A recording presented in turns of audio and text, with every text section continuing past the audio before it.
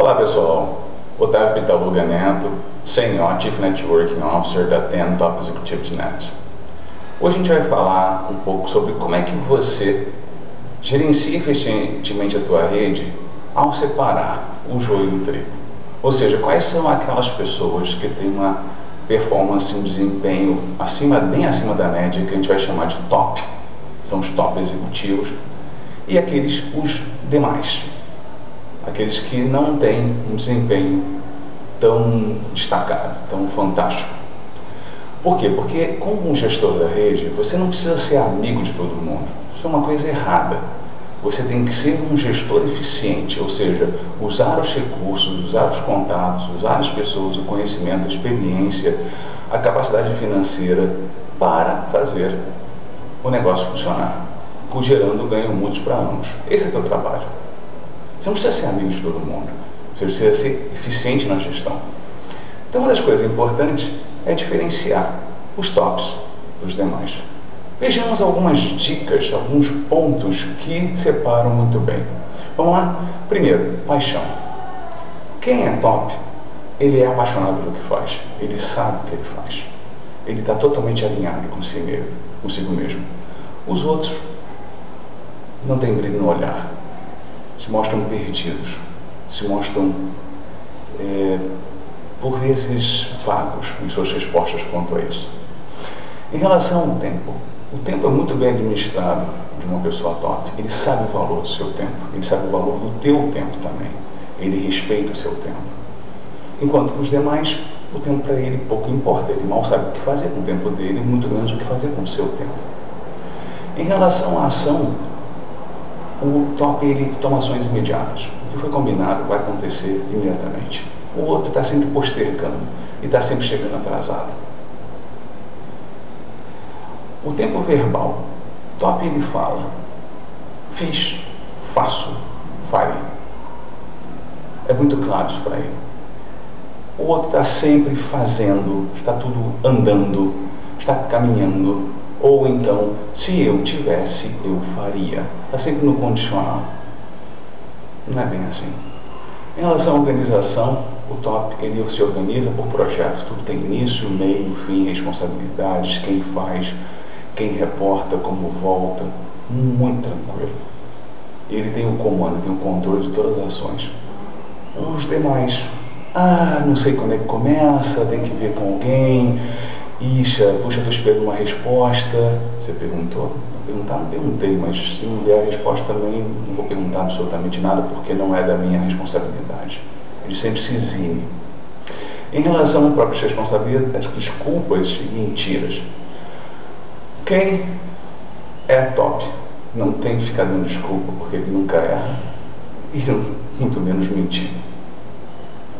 Os demais, eles estão sempre pedindo desculpas, ou depois, quando o excesso de desculpas começa a ficar muito chato, ele passa a se tornar mentiroso.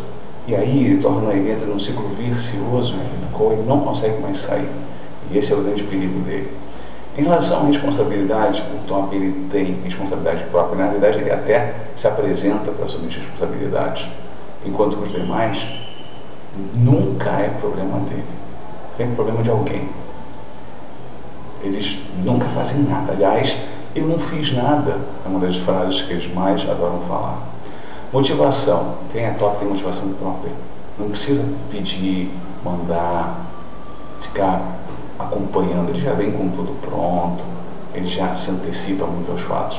Os demais você tem que ficar fazendo follow-up. Ele nunca assume responsabilidade por nada. Isso tem a ver também com a motivação. Quem é top tem motivação interna. Ele é self-starter, ele é self-driven. Se você não atrapalhar, ele chega lá. Se você empurrar um pouquinho mais, ele chega muito mais rápido. Enquanto que o outro, meu amigo, é complicado. Por quê? Porque a motivação é o chefe, ou é a esposa, ou é o local onde mora, ou é o governo. Sempre alguém está culpado de alguma coisa. Em relação à autoestima, os vencedores, os tops, eles têm uma autoestima alta. Eles entram para vencer. Eles demonstram uma forma de andar, de sentar, de falar, de se comunicar, de escrever. nas suas ações, suas atitudes, enquanto que os demais, por estarem totalmente perdidos, a autoestima está realmente muito baixa. Em relação ao respeito, quem é vencedor tem grande respeito, para começar, por si mesmo. E porque ele tem grande respeito e apreço por si, ele é capaz de, dada a sua abundância, respeitar aos demais. E com isso ele não cria falsas expectativas, com isso ele não te engana, ele não te deixa frustrado. Enquanto que os demais, dada a sua baixa estima, por baixo respeito por si mesmo, ele sequer é capaz de te respeitar. Quanto às metas, quem é top sempre bate as metas e também excede nas suas metas, enquanto que os demais, eles nunca atingem as metas. Mesmo que você revise para baixo, ainda assim ele não vai atingir. Isso vai ficar pior. E o resultado geral é a excelência. O top, ele busca pela excelência. Ele é apaixonado, ele é fascinado pela excelência. Enquanto que o outro é deixar rolar, não tem nada a ver, é uma coisa mais ou menos. Tá bom. E você tem que aceitar porque isso foi o melhor que eu pude te dar. Bom, o que a gente recomenda então? Que quem é top, você prepare, porque ele já é um líder natural, você prepare para posições cada vez mais elevadas, fazendo treinamentos e coaching em termos de liderança de equipe, para se tornar um líder inicialmente menor. Depois, se ele tiver uma vocação para ser um sênior, também treinamento e coaching em gestão de rede, para ele passar a gerenciar não apenas a equipe interna, mas equipes externas também, outros stakeholders, como a gente já mencionou anteriormente. E se ele for demais e a empresa tiver uma capacidade, uma possibilidade internacional, sim, prepare para ser um mega CEO, dando a ele coaching e treinamento na área multicultural. Porque no mundo globalizado você precisa que os fatores culturais sejam muito bem entendidos.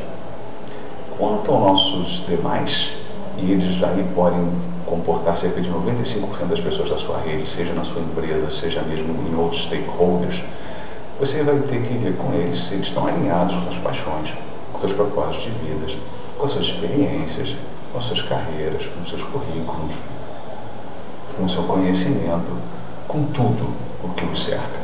Então, é um mapeamento específico, primeiro. Segundo ponto, você pode fazer treinamentos específicos. De repente, a pessoa está subqualificada para uma posição, para as responsabilidades que lhe foram confiadas. Ele precisa estar equilibrado. E o terceiro caso é você fazer um coaching de carreira. Às vezes uma pessoa é um excelente marqueteiro, ele está trabalhando na área financeira. E ele vai, ele faz, mas ele não excede. Então, dados esses três pontos, tem o quarto ponto, que é a mudança de áreas. A mudança de áreas pode ser de ordem geográfica, pode ser de ordem de funcional, pode ser até uma combinação de diversas outras, de mudança de equipe, de departamento, no caso está entrando na sua equipe interna. Mas, se nada disso der certo, a mudança de áreas vai ser realmente ter que convidar essa pessoa a sair da sua rede, de uma forma ou de outra. O que você precisa é ter uma rede de alta energia, de alto nível, produtiva, todo mundo alinhado, motivado por uma direção apenas. Qualquer contaminante dentro da rede é responsabilidade do teu sênior e cabe a ele dar o devido tratamento na brevidade possível. Essas são as dicas de hoje. Aproveito para desejar nesse 1º de janeiro um feliz ano próspero 2008 para todos nós. Espero poder continuar servi-los através desse ano. Muito obrigado.